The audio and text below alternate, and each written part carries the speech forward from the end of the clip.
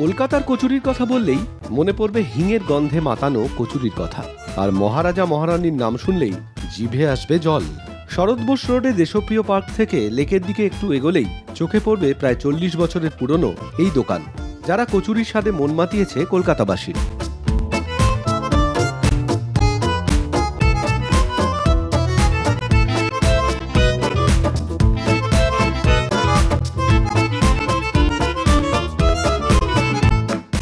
রবীন্দ্র সরোবর লেকের প্রাতঃভ্রমণকারীর দল, বিকেলে স্কুল কলেজ বা অফিস ফেরত মানুষের দল সুযোগ পেলেই ঢু মারেন মহারাজা মহারানীতে।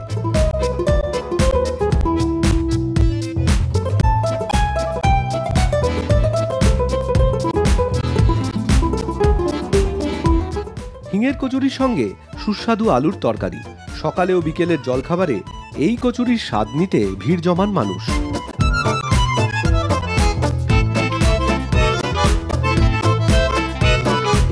কচুরির সঙ্গে রয়েছে সিঙ্গাড়া, চাটনিতে ডুবিয়ে মুখে পোড়ার অপেক্ষায় রয়েছে সার বেঁধে।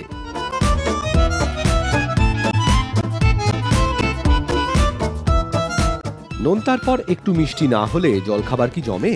তার জন্য রয়েছে জিলিপি, গোলাপজামুন, মালপোয়া।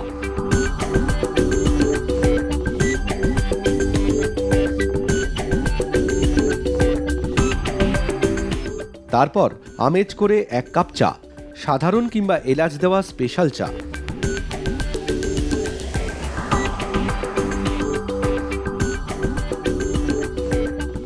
সুস্বাদু কচুরিতে পেট ভরিয়ে চায়ের কাপে চুমুক দিয়ে দিন শুরু করাই হোক বা সারাদিনের ক্লান্তি ঝেড়ে ফেলা, মহারাজা মহারানীর জুড়ি মেলা সত্যিই ভার।